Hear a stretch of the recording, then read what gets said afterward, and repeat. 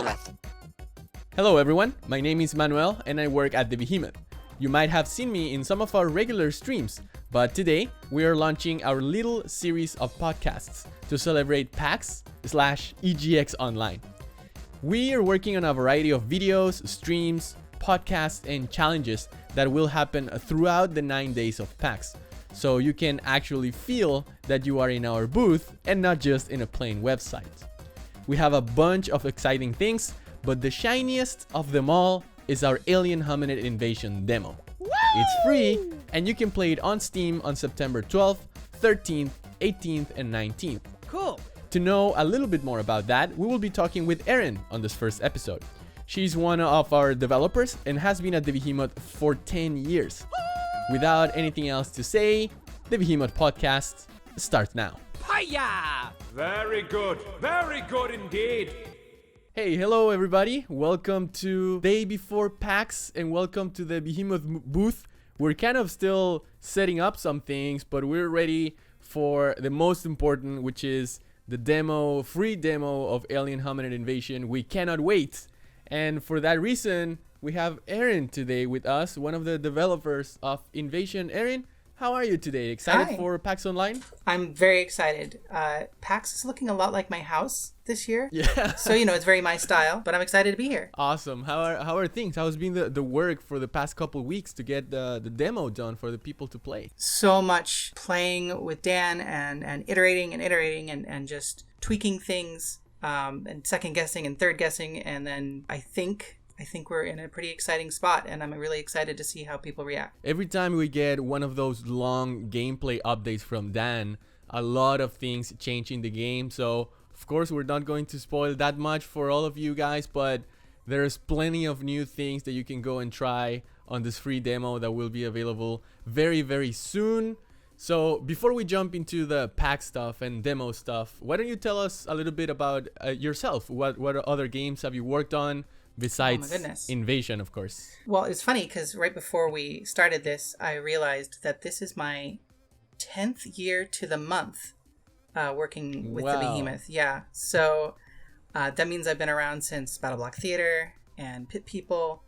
And I've been working around games for almost 20 years at this point, not to date myself too badly. But yeah, it's been a lot of fun. Honestly, every game we work on is so different, and the experience is from our process to the reactions we get. It's been really interesting, and I've kind of gotten to get in touch with different parts of the hobby in terms of what I love. Thankfully, Dan and I have really similar tastes, so it's been great. We're working on another piece of content with Patrick Catani, which collaborates with us for most of the music on, I don't know, maybe 2 or 3 games in the past.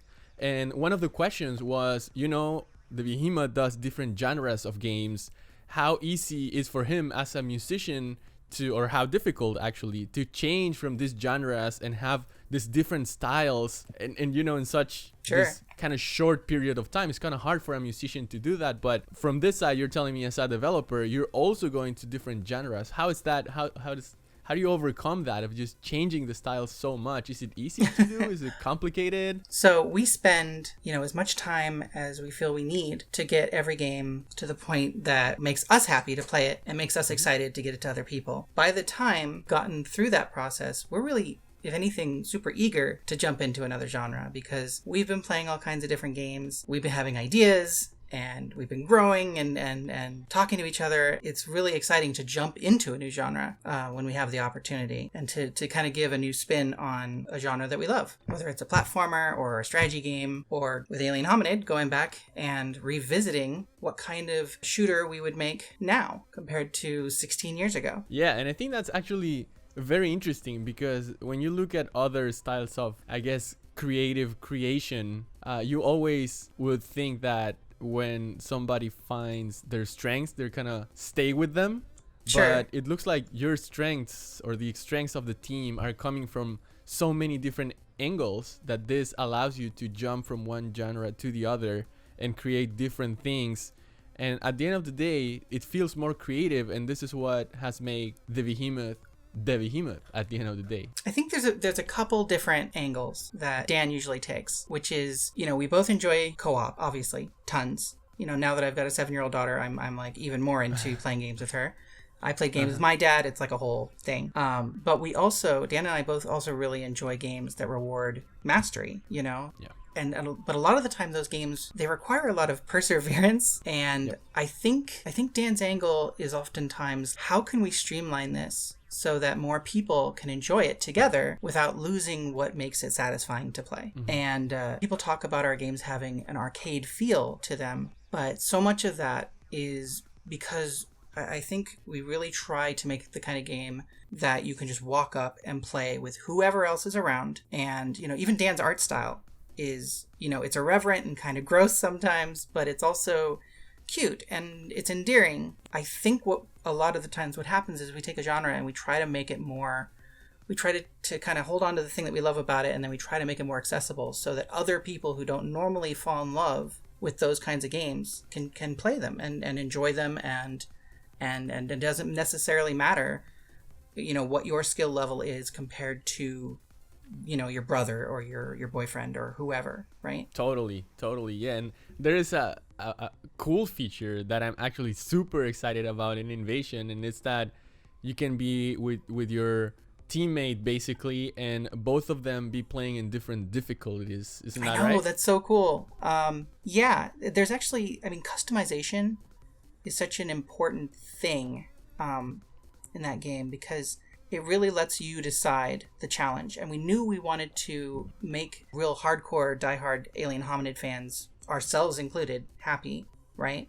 Mm-hmm. But we also wanted it to be something that you could sit down and play with other people, and they don't have to be that devoted. So yeah, the different difficulties is huge.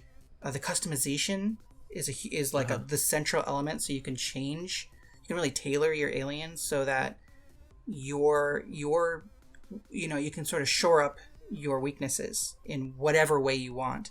And even like the levels, you choose your path and decide what sort of challenges you want to take and when, and how long you want to stay into a level. If you're getting too hot, if you want to stick around and try to like squeeze all the rewards out of it. It's all about sort of you deciding how much you want to dial it in and make it fit, what you're trying to get out of it, whether you're just trying to bounce around and blast things, or if you're like really trying to, recapture that feeling of the original. And honestly, if you if you set things and you go after those hard challenges in the game, it can be harder in its own way than the original was, which is wild, because the original can be pretty tough. So I've been reading a lot of our comments in like our cinematics or even when we made the announcement, and a lot of people were like desperately asking for one bullet and you're dead, basically. Right. And the only thing I could think of the whole time is like, guys, chill. You haven't played right. Invasion yet, because I've died so many times. And I guess the biggest difference could be that in the original Alien, like the agents will come at the exact same time, the cycles of the bosses. Yeah, there's a give and take when it comes to a mechanic like that, because I get it. Like, I love that feeling, and that's getting back to that mastery that I was talking about before. Yeah. I love that feeling of like the perfect dodge or nailing a series of platform beats, right? Like, that's a big Battlelog Theater. That's a huge part of that. Yeah. But when you do that, you really do have to have things in a set pattern, right? You can't have as much, like the environment that you're playing in can't be as varied, right? You can't have it be different every time, which is what we're trying to do. And especially since you're playing in a co-op space where everybody is like adding their own chaotic element to the battle. We really thought it would be better to focus on things happening in a more emergent way. So when you go into a level, you never know like where the bullets are going to be, where the enemies are going to be, what kind of enemies you're going to face, let alone like what your allies are going to be doing, what kind of abilities and guns they're going to have. So, I think that there is definitely an appeal to the patterns of the original and really like just really perfecting your run. But this one, I think, has a little more legs.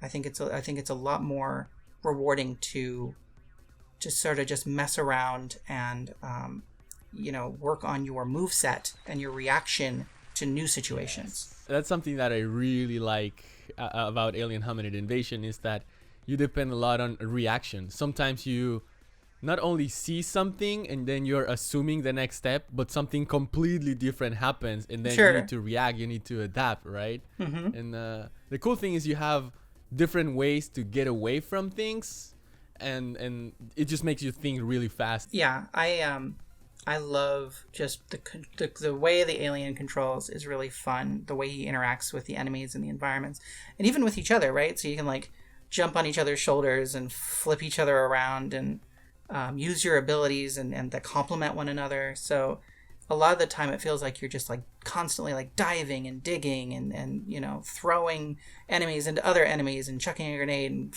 setting everybody on fire. Like there's so much going on that moving through the game just feels super dynamic, and that's a lot of fun. Can't wait for you guys to try it on the demo and let us know your comments. We also have a Discord server where you can let us know, and most of us are going to be there during the full week of PAX, basically all of the days of PAX. So make sure you interact with us and let us know what you think in social media or in Discord. Erin, a lot of things have been, as you said, been on the move for the past couple weeks. Can you tell us on anything that you've been working, maybe specifically during this past couple weeks, that we will be able to see on the demo? Yeah, well, you're gonna see you're gonna see a whole new system involving saving kids lunch money.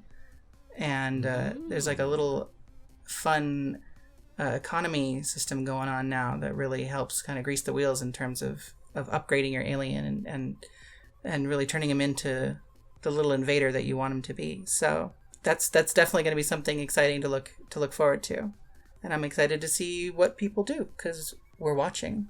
We're gonna be keeping an eye. This is gonna be a whole new experience, right? Because the last time they were able to test it kind of openly was for the event that we went for PAX in Boston back in February, and by this time we would have traveled maybe to Europe, and then of course to East Coast now in Seattle. But now that everything is online around the world, people will be able to play it for these 2 days on the first weekend and 2 more days at the end of PAX Online.